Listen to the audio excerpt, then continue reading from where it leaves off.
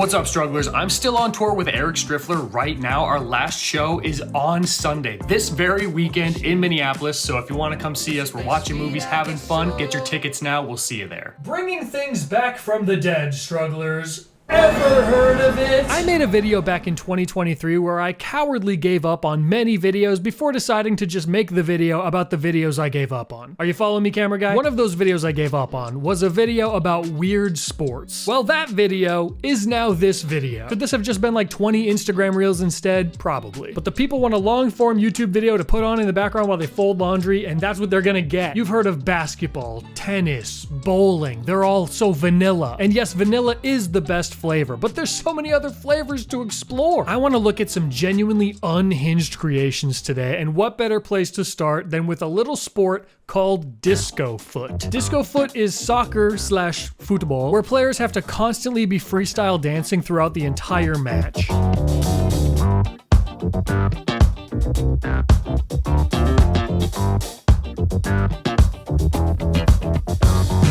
By gummy, I don't even know where to look. The way it works is that your team gets points for scoring goals, obviously, but you also get points for dancing. There are judges that are keeping an eye on everybody throughout the match and giving bonus points to those that have the most skilled dances or the most creative freestyle. So similar to how you can technically win a round of Mario Party without actually collecting a star, you can win a round of Discofoot without ever scoring a goal.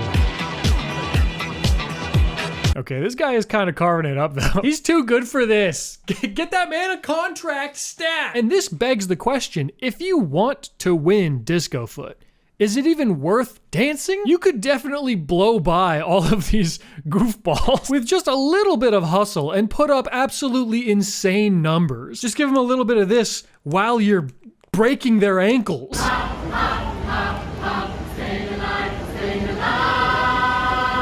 There's also a couple of times during the match where they go super slow motion. An interesting watch. Interesting is the word I'm gonna use. I also like the synchronized dances that they have planned out for when they score a goal. Very fun. And I can't knock on that because I'm a big fan of NFL football and they do that when they score touchdowns as well. So my Vikings were really high on touchdown celebrations a few years ago. The one thing that I do think about this though is that it screams college freshman orientation. Like this is just a club that you'd see on campus and be like, oh, they're doing it again. I used to walk across campus just trying to get to my business accounting class, and I would have to walk across a battlefield of interesting fellas who were sword fighting with foam weapons every Tuesday. And that was tough enough, you know, that tested my patience a little bit.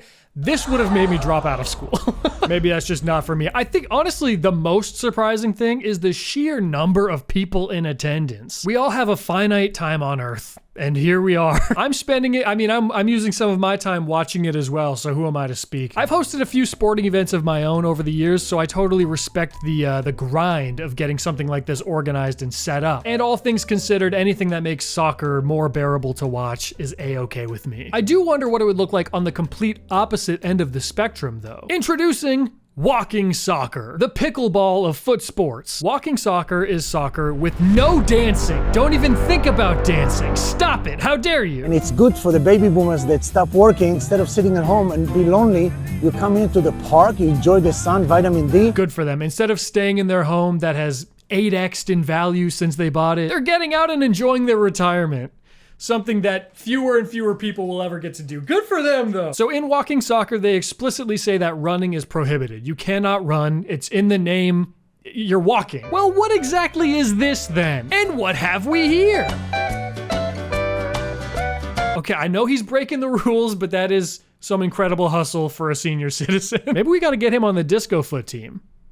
I think he would clean up, actually. There's also a rule that only the goalie can be within this arched area near the goal. A rule that this man completely ignores. We don't have any respect for the game of walking soccer. These elders are out of control. Goalie is not having any of it. That is the wildest facial expression I maybe have ever seen. Genuinely gobsmacked. Admittedly, I haven't really watched much soccer in my life. I don't like being bored. But a takeaway from what I have seen is that it feels like a sport where you just kind of see how much you can get away with. I'm gonna grab this guy like this. Oh, this person sneezed on me. I'm gonna unconscious. See if you can get a call here or there. It's the name of the game. And golly, do these people fully embody that mindset as well. No running, you say?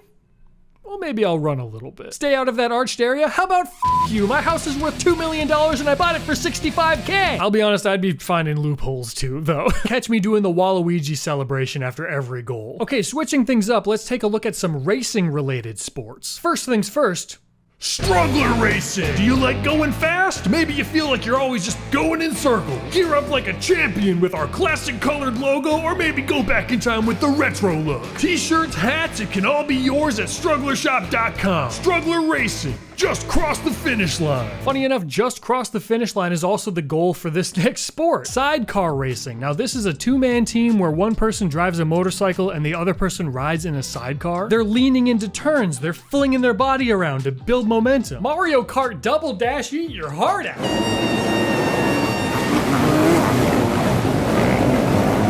Less than 10 seconds in, these guys have already been tossed and trampled by the stampede like Mufasa. These guys flip their bike, get absolutely murdered in the process, and then the driver gets crushed by it again, trying to regain his composure. Not a sport for the faint of heart, to say the least. It's not just dirt bikes though. They do this nonsense on concrete as well, which is so insanely dangerous, but whatever tickles your pickle, I guess. Look at how the sidecar person has to hang off the side to make sure they don't go slamming into a wall at 150 miles an hour. Think about how strong you have to be to do this job. The grip strength and the core strength, every part of your body is superhuman. This is exactly how I felt whenever Jaden and I would go tubing at the lake. I'm shifting my body weight all over the tube, trying to make sure we don't go flipping over, and Jaden's just hanging on for dear life. So yeah, same thing as what they're doing here, pretty much. What I want to know is, how are there enough people out there that are willing to do this? There's an entire sport dedicated to it. I would have assumed that there were like 12 people across the globe. There's enough people that are okay with being this guy that they could make a sport out of it? Many of the riders hug their loved ones before even taking so much as a practice lap at the Isle of Man. Hey, guys, you don't have to do this. You can pick up a hobby where your entire family doesn't have to pray the rosary every time you leave the house, can't you? I've heard Discofoot can be quite thrilling. Okay, I'll even give you an alternative. If you insist on racing, I've got something for you. Wife carrying. The only requirement here is that you do have a wife, I guess. Well, I guess apparently not, because the captions on this broadcast actually say otherwise. The man's wife, a neighbor's wife, or a woman he's found elsewhere? Just any adult qualifies. So get Simone Biles in here. Stat!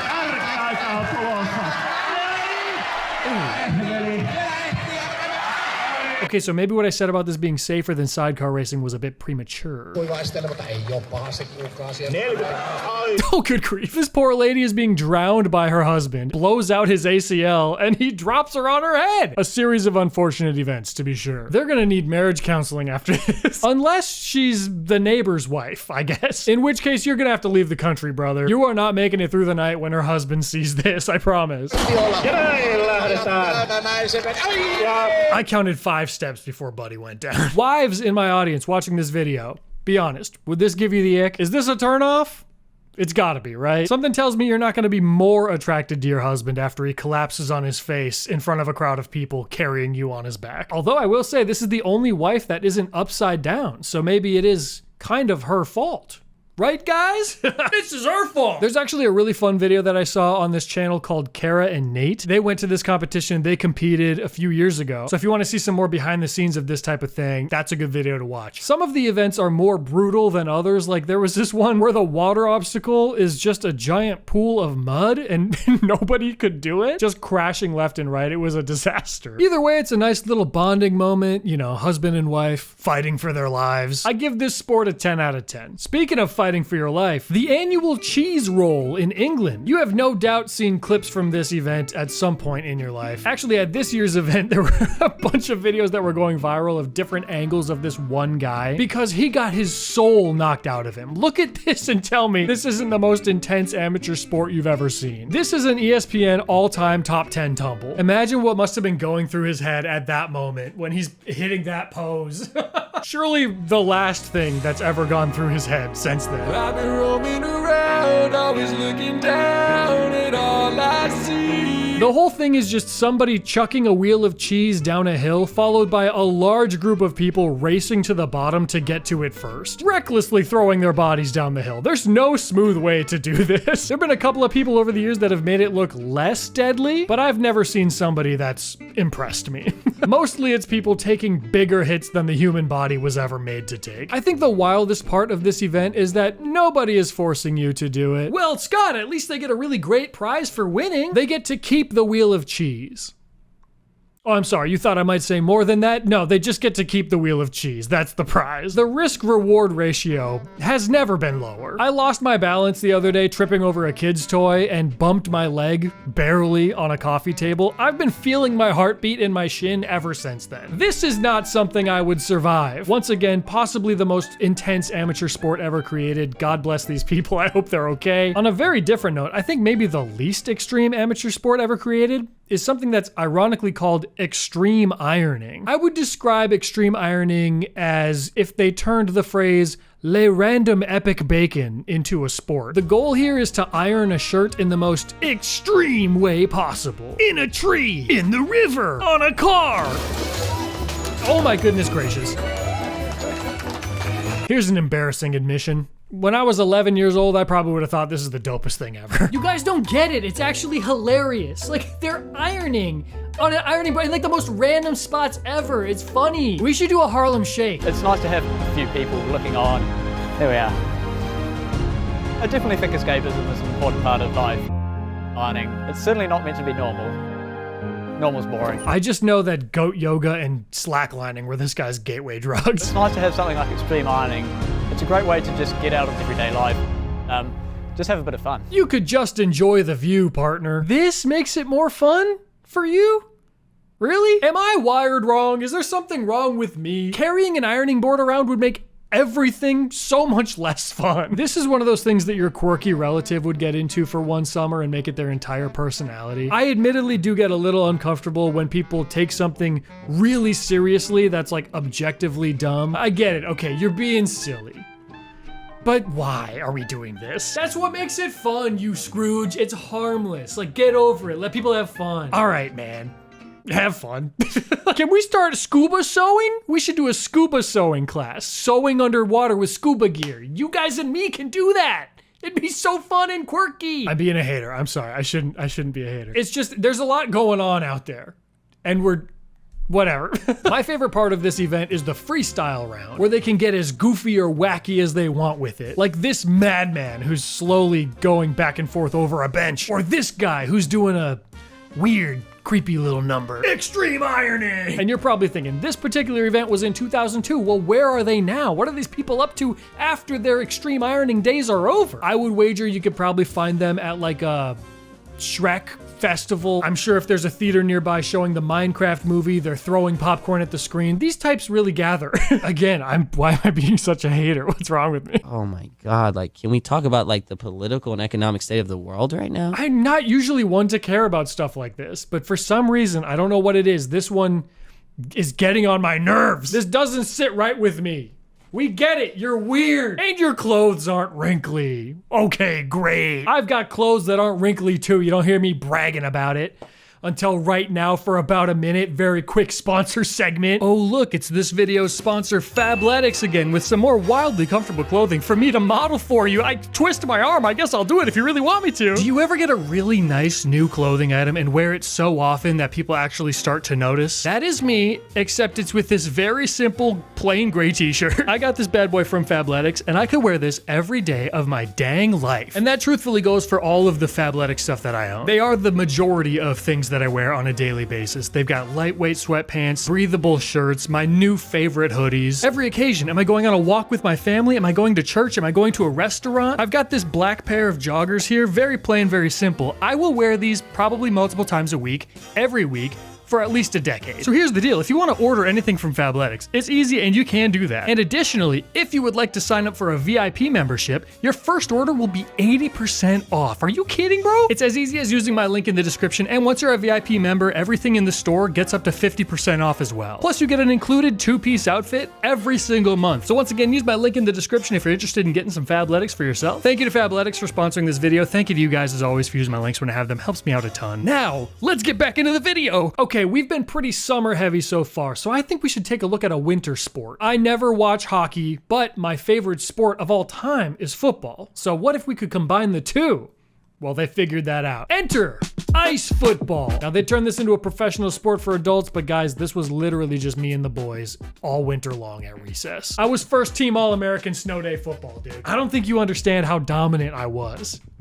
I feel like it's not clocking to you that I'm standing on business. I love watching the player's speed have to slowly build up as the play develops. Like, you can't have any quick bursts at all. It's just not possible. They're sliding around. They don't have skates on. They're just sliding around on the ice. It takes like 5 seconds to get going up to full speed. Picture Bowser in Mario Kart. Like, he can really get going. And once he's going, you don't want to be in his way. 2 Mario Kart references in one video, and a Mario Party reference. What is that all about? What am I doing? This also feels very Japanese, doesn't it? Like those old wacky game shows that they used to have. Would you be surprised if I told you this was actually a league that takes place in Germany? Germany, the country that's famously so whimsical and silly. And you know what? Good for these guys finding something that they enjoy doing and all, but I mean, we get Lamar Jackson on the ice, it's gonna be a bloodbath. What are we talking about? Metaphorically. But I guess if you're in the market for a literal bloodbath, may I introduce you to combat juggling? Combat juggling, like every other sport I've talked about today, is exactly what it sounds like. 2 teams compete against each other in a fight to the death of sorts. You have to keep control of juggling all 3 of your clubs at all times. If somebody knocks one out of your hands, you're eliminated. We used to do something like this at basketball practice where we'd be working on ball handling, so we'd dribble a ball and try to knock each other's away. You try to be the last one still in control while everyone's coming for your balls.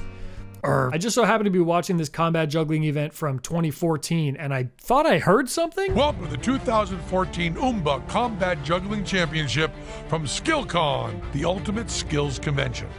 Is that Penn Jillette? It is, right? My man's out here doing side quests. That's what the kids say. Remember earlier when I said I was surprised at the amount of people that were willing to do sidecar racing? Where the hell are they finding these guys? The world is so vast and beautiful. There is truly a community for everybody. Guys, if you haven't found a solid group of friends or a fun hobby that you really love yet, you will. Keep looking. Scuba sewing or whatever I said earlier. Maybe that's our thing. Let's get back into something that I think I could maybe do myself. I remember watching SlamBall on TV at my grandparents' house one day after school, and I genuinely thought it was the coolest thing man has ever created. Indoor plumbing? Overrated. Contact lenses? Who needs them? We got SlamBall. These games always get so violent too. It's like that scene from The Longest Yard where Adam Sandler is just getting straight up mauled by, who was it, Michael Irvin? This is every kid's dream. Basketball where everything inside the 3-point line is a trampoline?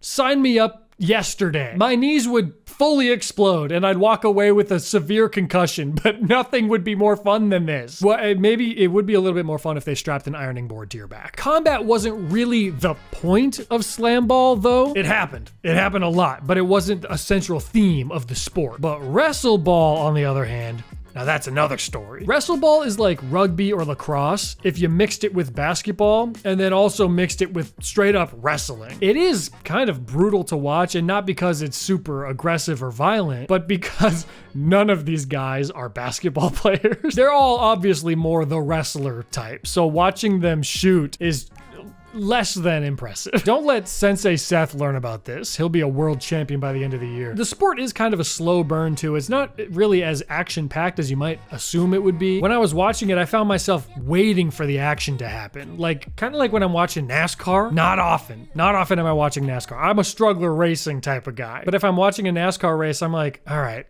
is something gonna happen? Someone gonna spin out? Someone gonna crash? Wake me up when someone's upside down. And like, I'm never hoping for a crash, but it is more exciting when it happens. Struggler racing, it's way too many crashes. Nobody knows what they're doing out there. It's embarrassing. We got to figure that out. We're losing money left and right, guys. All right, strugglers. I think I saved my favorite one for last. Maybe more than anything else I've talked about today, I think this is the one that I would most like to try myself. This is Cosmic Baseball. Look at this. There is nothing better than this. Don't even try to name something. Contact lenses? Overrated! You've probably heard of the Savannah Bananas by now. They're very popular. They're the Harlem Globetrotters of baseball, right? It's silly, it's impressive, they do a bunch of theatrics, it's a good time, everybody loves the Savannah Bananas. Now take that and turn the dang lights off. And now turn the black lights on, Okay, black lights, good to go.